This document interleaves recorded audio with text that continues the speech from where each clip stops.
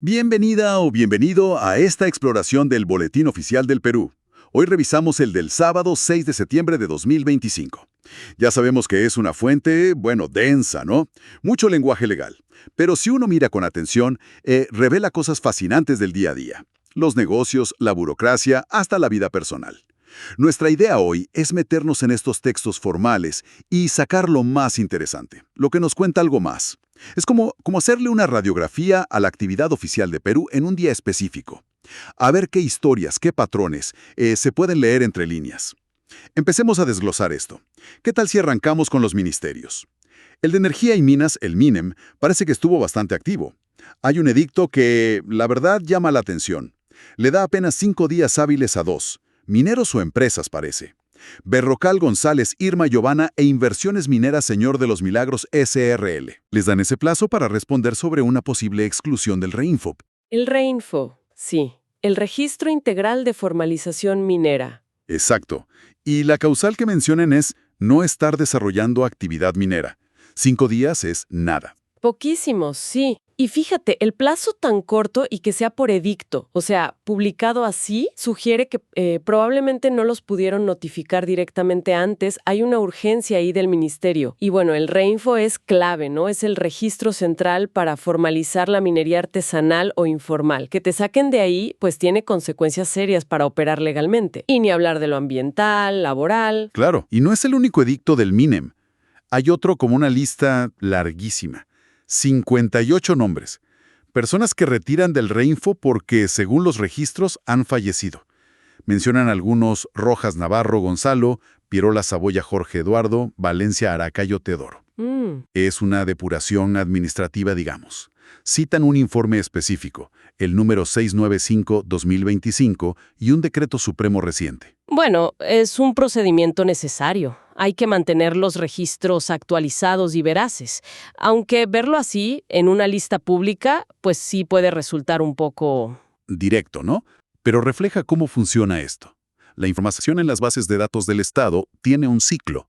Se tiene que cruzar con otros registros, como el de defunciones del RENIEC, seguramente. Pasando a otro ministerio, el del Interior, Mininter, también publican un edicto.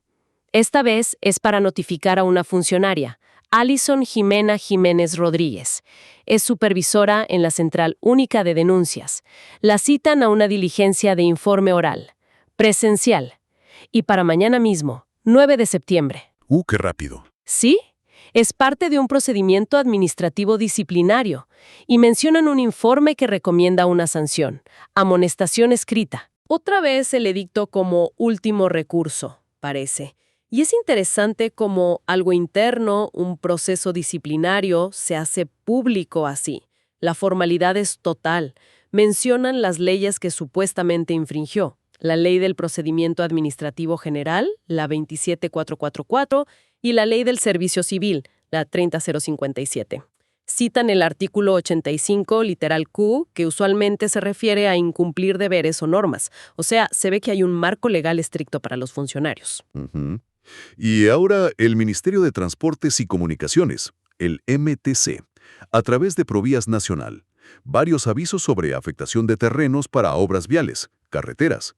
Uno es para la rehabilitación y mejoramiento de la carretera Quinoa-San Francisco, allá en Ayacucho. Dan una lista de 10 ocupantes o poseedores: Victoria Aquilina Guamani Salvatierra, Vilma Maura López Condori, con códigos, ubicaciones precisas. Les dicen qué parte de sus terrenos se necesita y dan 5 días hábiles para que terceros cuestionen el reconocimiento de mejoras o gastos de traslado. ¿Otra vez 5 días? Son plazos muy ajustados. Sí. Y hay otro aviso del MTC, para un proyecto gigante, la nueva carretera central. Aquí notifican por edicto a muchísimos copropietarios de un predio en Ate, en Lima. Mencionan a Teodora Gilbonio Rojas, Prudencia Antonia Gilbonio Rojas, y siguen nombres. Les avisan que un área considerable, más de 8,000 metros cuadrados, está afectada por el derecho de vía. El derecho de vía. Claro, la franja para la carretera.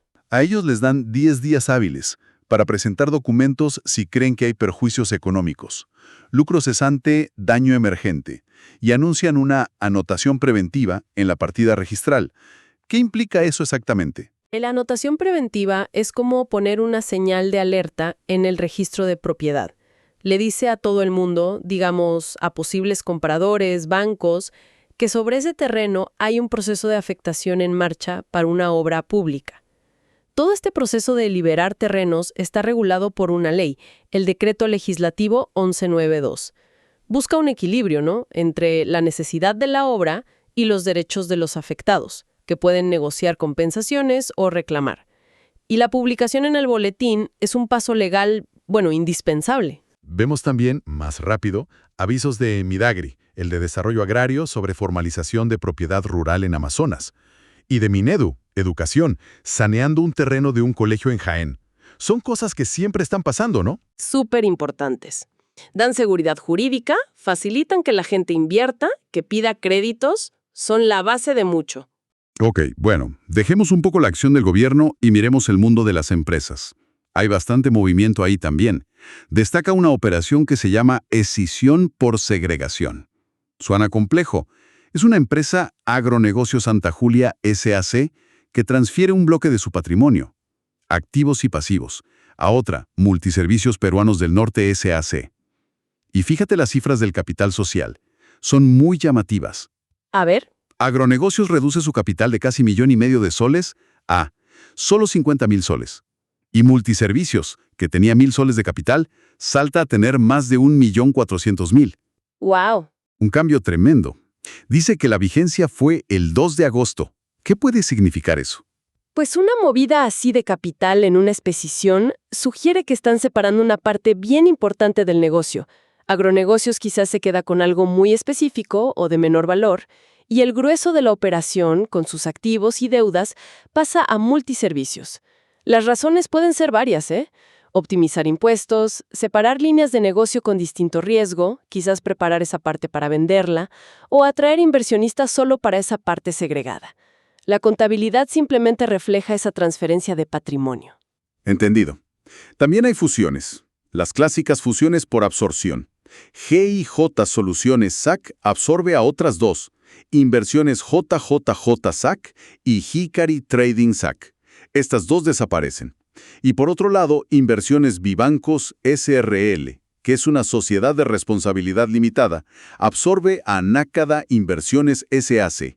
Esta última también se extingue. Las duplicadas, logras eficiencias o simplemente compras a un competidor. La empresa que absorbe se queda con todo y las otras, pues dejan de existir legalmente. Consolidación pura y dura. Y un cambio de forma legal. MAD Instrumentos EIRL se convierte en MAD Instrumentos SAC.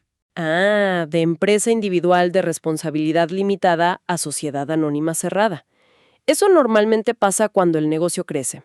Quizás el dueño único quiere incorporar socios o necesita una estructura que le dé mejor imagen o facilidades para conseguir financiamiento de bancos o inversionistas. La SAC es más flexible para eso. Y bueno, para cerrar el ciclo de vida de las empresas, una cantidad importante de avisos de disolución y liquidación. Empresas como Mining Plus Perú SAC nombran a Carlos José de Ustual Andazuri como liquidador. También Finmutual SAC, Partners in Performance Perú SAC, Heb Marketing SAC y la lista sigue, todas anunciando formalmente que cierran la persiana. Sí, es el fin del camino legal para una empresa. El liquidador se encarga de vender lo que quede de activos. Con eso, pagar las deudas que se puedan, siguiendo un orden que marca la ley. Y si sobra algo, que no siempre pasa, se reparte entre los accionistas. Ver varios avisos así juntos puede ser un termómetro de la economía, ¿no?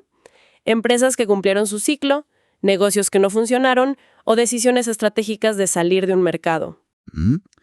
Es increíble cómo el boletín captura todo ese ciclo completo. Ahora, si nos vamos al lado más humano, a las historias personales, hay una cantidad enorme de trámites ante RENIEC, el Registro Nacional de Identificación y Estado Civil. Y lo que más salta a la vista es la gente pidiendo rectificación administrativa de sus partidas, de nacimiento, de matrimonio, hasta de defunción. Los errores que quieren corregir son súper variados, y a veces uno se pregunta cómo pasaron. Muchos son por nombres de los padres, omitidos o mal escritos. Por ejemplo, Ketty Flor Durán Mendoza necesita que pongan los apellidos completos de sus padres. Faustino Durán Remigio, Rosa Mendoza Estrada. O Miriam Romy Maldonado Núñez pide el nombre completo de su mamá, Estela Núñez de la Cruz de Maldonado. Olga Paulina Farfán Rivera. Igual, los apellidos completos de sus padres. Lucio Cirilo Farfán Aguirre, Segundina Rivera Macedo. Parecen detalles mínimos, pero son vitales. Imagínate, un error en el nombre de tu papá o mamá en tu partida. Te puede complicar barbaridades, trámites de herencia, de nacionalidad, hasta para cobrar algún beneficio. Que se puedan rectificar así, administrativamente vía RENIEC, sugiere que son errores materiales, o sea, evidentes, que no necesitas ir a un juicio largo para aprobarlos. Claro.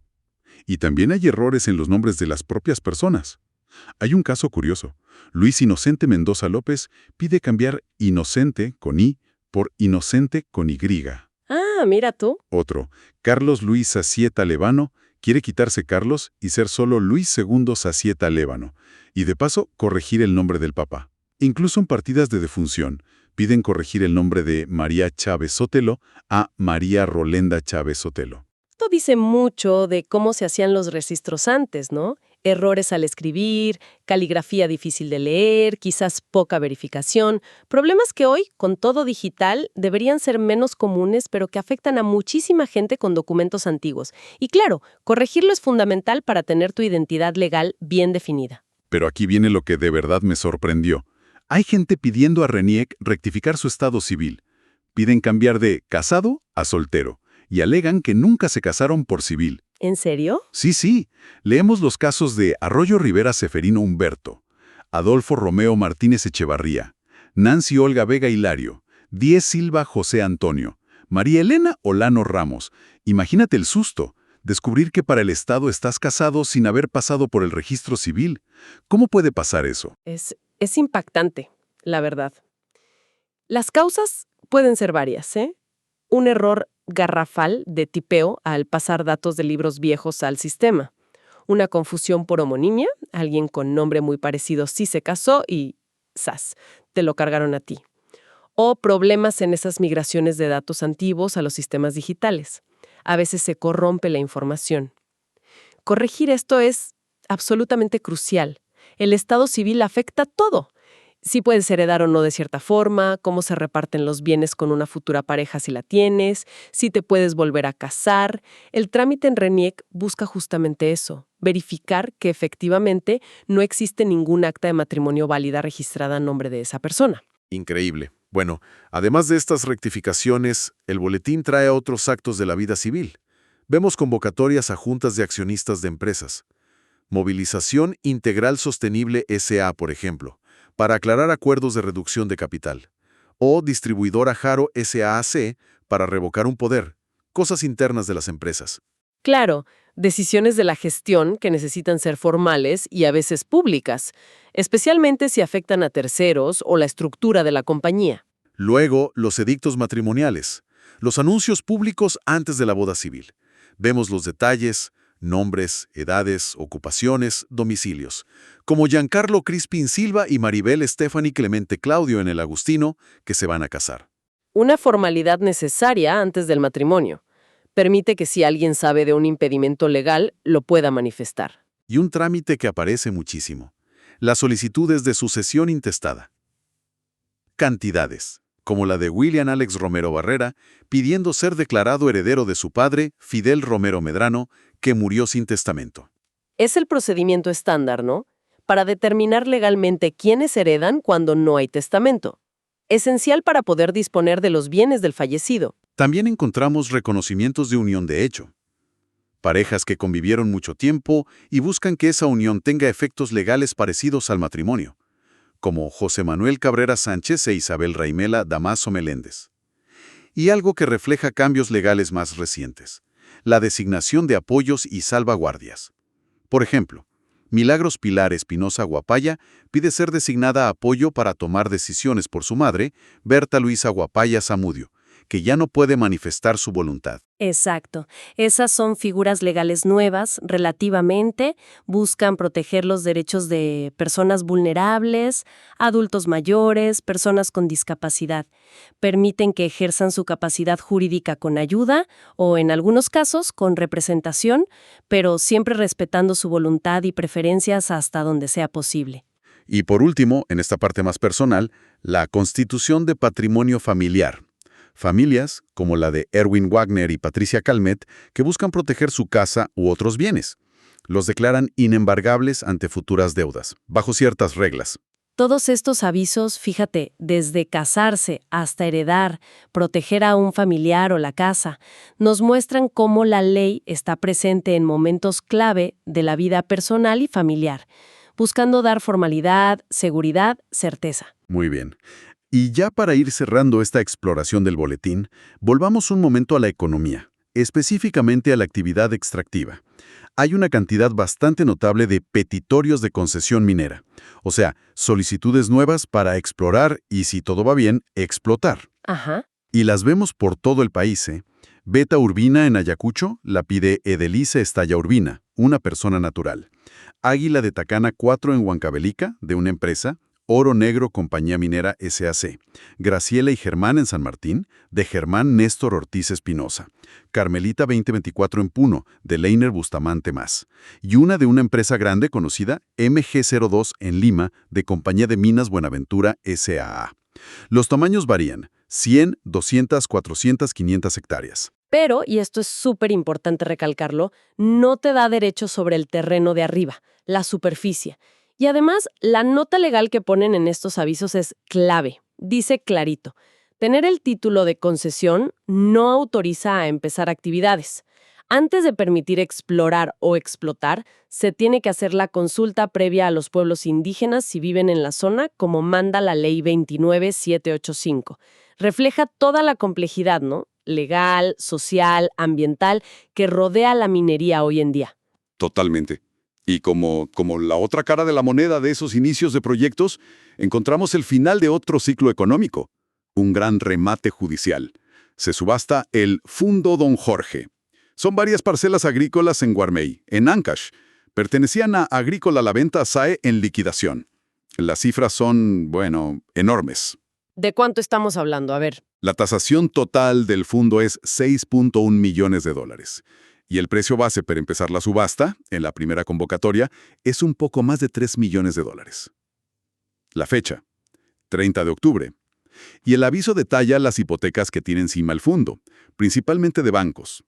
Hay una con Cooperative Rabobank por 58.8 millones de dólares. Casi 60 millones de dólares. ¡Wow! Y otra con el BBVA Perú por 6.6 millones. Bueno, con esas cifras de hipotecas, se entiende por qué se llega al remate. Este es el resultado directo del proceso concursal de la empresa, de su liquidación. Está regulado por la Ley General del Sistema Concursal, la 27809. Se venden los activos para tratar de pagar a los acreedores. Y los bancos que tienen la hipoteca, pues tienen preferencia para cobrar con la venta de ese bien específico. Es la cara final de esos procesos de disolución que vimos antes. Cierra un poco el círculo de la vida empresarial, ¿no? Así es. Entonces, si hacemos un balance de este día, de este boletín oficial, ¿qué imagen nos deja? Vemos un Estado muy activo, regulando, notificando, impulsando obras, pero también limpiando sus propios registros. Vemos empresas con mucho dinamismo. Unas nacen, otras se transforman, se fusionan, pero otras también cierran, el ciclo completo. Y vemos a las personas, a los ciudadanos, interactuando todo el tiempo con el sistema legal, para afirmar quiénes son, para formalizar sus relaciones, proteger su patrimonio, resolver herencias. Sí, emergen temas recurrentes, ¿verdad? La necesidad constante de la formalidad legal para casi todo. La importancia crítica, vital, de que los documentos y los registros sean correctos y estén al día. Esa interacción permanente, a veces fluida, a veces tensa, entre la gente, las empresas y el Estado. Y los ciclos económicos, que se ven tanto en las nuevas apuestas mineras como en las liquidaciones y los remates finales. Todo queda ahí, documentado, día tras día en estas páginas oficiales. Es una cantidad de información impresionante, la verdad, condensada ahí, y nos deja con algunas preguntas dando vueltas. Como por ejemplo, Estaba pensando en esa cantidad enorme de gente pidiendo rectificar datos básicos, nombres, apellidos, hasta el estado civil. Errores cometidos hace décadas a veces. Más allá del trámite individual de cada persona, ¿qué nos dice eso sobre cómo ha funcionado históricamente el registro civil en Perú? Y sobre todo, cómo ha evolucionado el acceso real de la gente común a mecanismos para poder corregir esos errores. buena pregunta.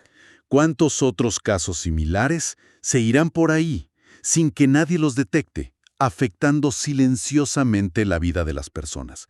Es algo en qué pensar, ¿no? Bueno, gracias por acompañarnos en este análisis detallado del Boletín Oficial.